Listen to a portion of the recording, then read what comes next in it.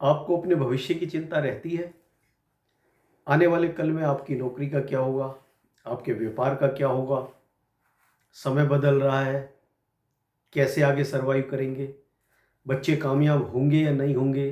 कामयाब होंगे तो व्यापार करेंगे या नौकरी करेंगे? उसमें कितने सफल होंगे? सफल होंगे या नहीं होंगे?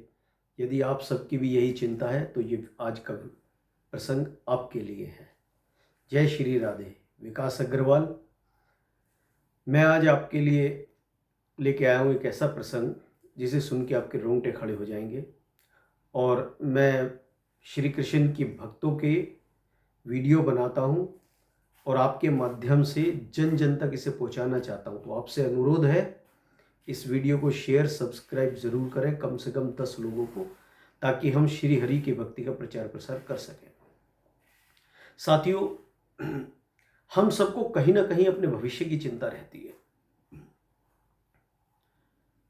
कल क्या होगा? पीछे जो समय चला गया है उनके उतार चढ़ाव की वजह से भी हमें ये चिंता रहती है, और एक इंसान का मूल स्वभाव भी है कि आने वाले कल में क्या होगा। पहले तो मेरा क्या होगा, मेरे व्यापार का क्या होगा, या नौकरी करते हैं तो नौकरी का क्या होगा, आमदनी कितनी रहेगी, खर्चे पटा पाएंगे या नहीं। उसके बाद दूसरी चिंता अपने बच्चों के भविष्य की रहती है।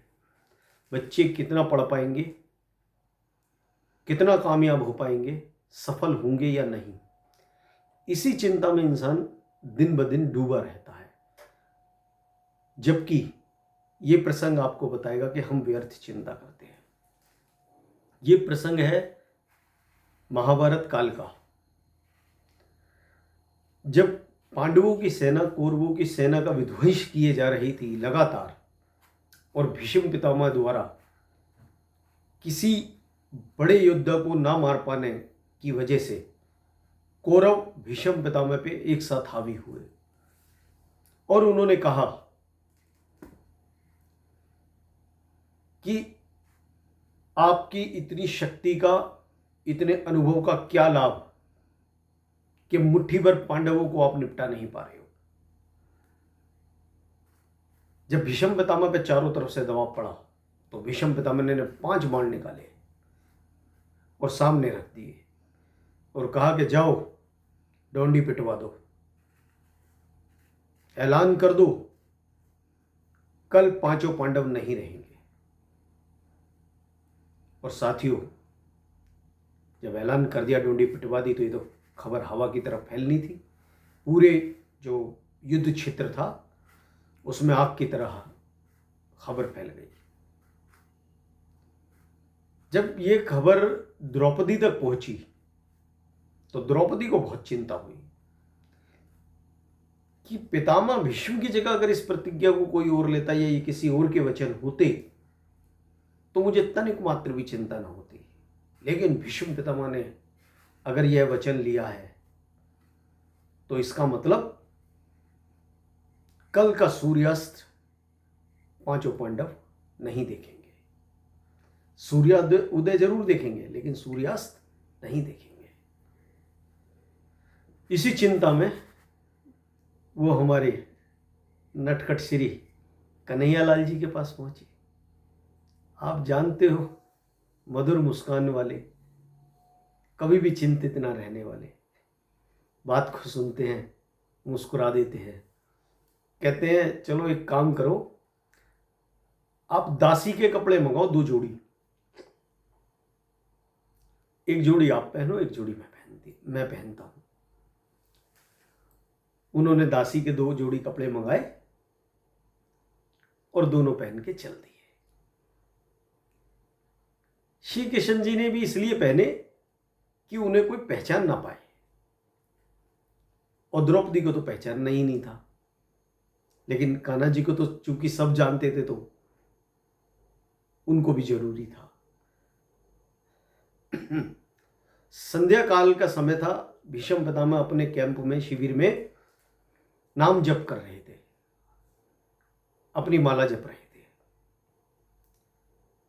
द्रौपदी अंदर प्रवेश करती हैं माफ कीजिएगा, द्रौपदी से पहले दुर्योधन आता है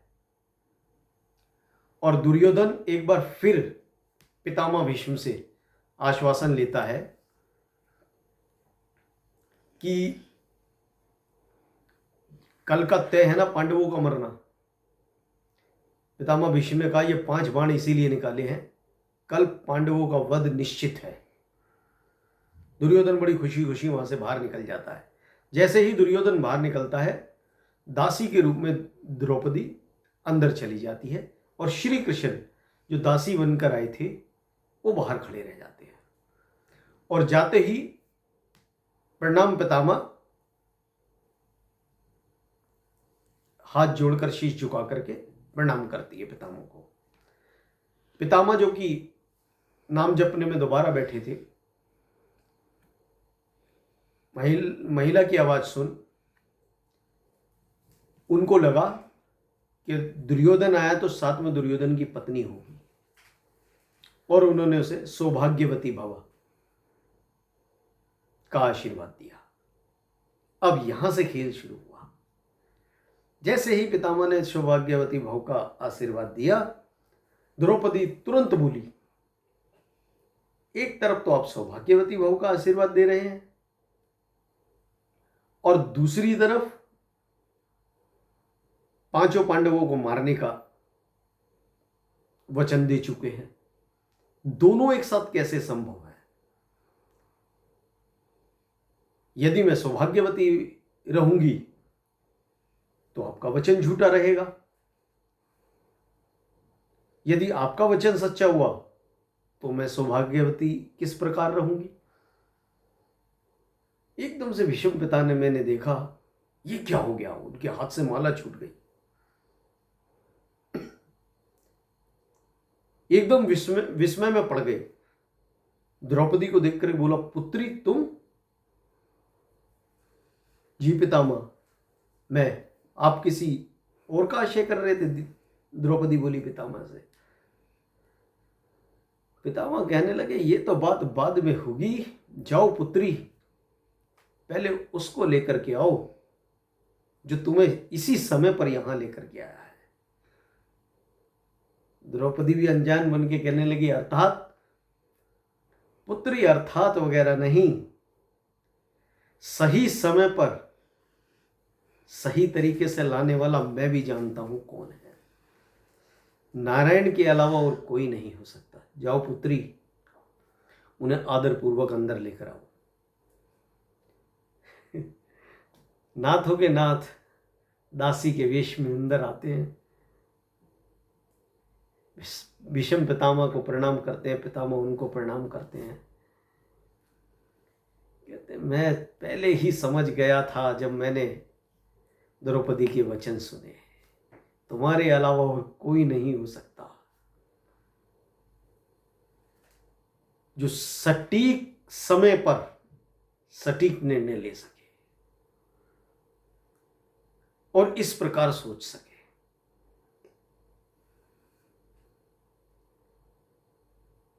अब साथियों, ध्यान देने वाली बात है, यहां से बिल्कुल ध्यान लगा करके सुनना। यह हमारे मन और भविष्य को बदलने वाली बात है। यहां जो पितामह भीष्म ने द्रौपदी से वचन कहे, यह आपको जीवन भर याद रहने चाहिए।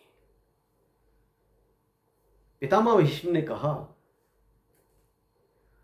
पुत्री, जिनके साथ ये खड़े होते हैं ना, जिनको तुम अपने साथ लेके आई हो, मैं एक भीष्म पितामह क्या, 1 करोड़ भीष्म पितामह भी आ जाए ना, कोटि कोटि भीष्म पितामह भी आ जाए ना, तो तुम्हारे पतियों का कुछ नहीं बिगाड़ सकते, बाल भी बांका नहीं कर सकते। जिसकी इच्छा भर से सृष्टि के अंदर प्रलय आ जाती है, जिसकी भ्रकुटी हिलने से पहले पृथ्वी पुनर्जीवित हो जाती है, वो तुम्हारे साथ है, फिर भी तुम्हें डर है। मैं तो निश्चिंत हूं, मुझे पता है कि इस युद्ध में जीत किसकी होगी, कौन बचेगा, कौन नहीं बचेगा। लेकिन पुत्री, तुम्हें शंका क्यों है? तुम्हारे तो भाई हैं। क्या भाई है इसलिए तुम्हें शंका है? नारायण को पहचानो पुत्री, नारायण को पहचानो।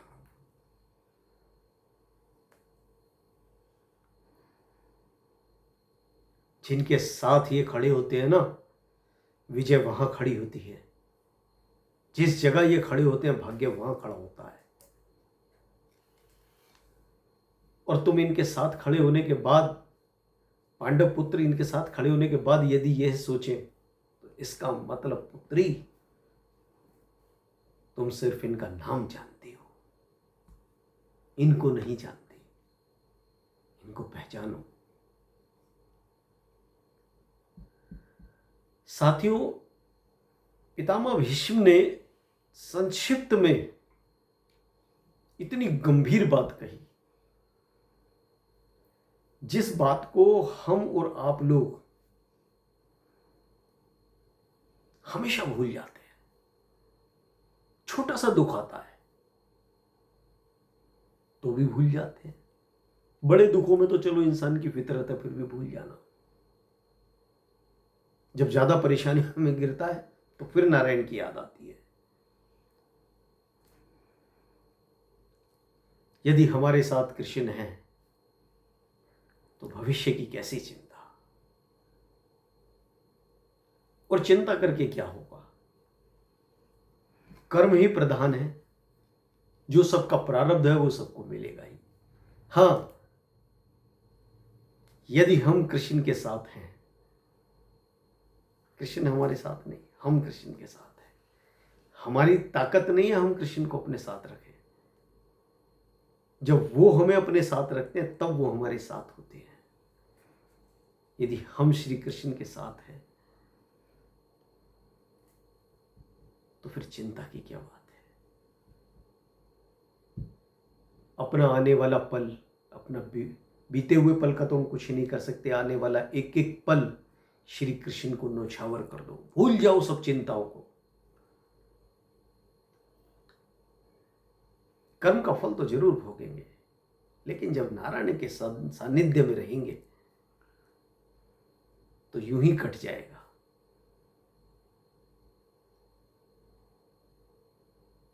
साथियों, ऐसे ही और प्रेरणादायक प्रसंग लेके मैं आपके समक्ष फिर उपलब्ध होऊंगा और आपसे अनुरोध करता हूं, इस वीडियो को ज़्यादा से ज़्यादा लोगों को शेयर करें। जय श्री राधे।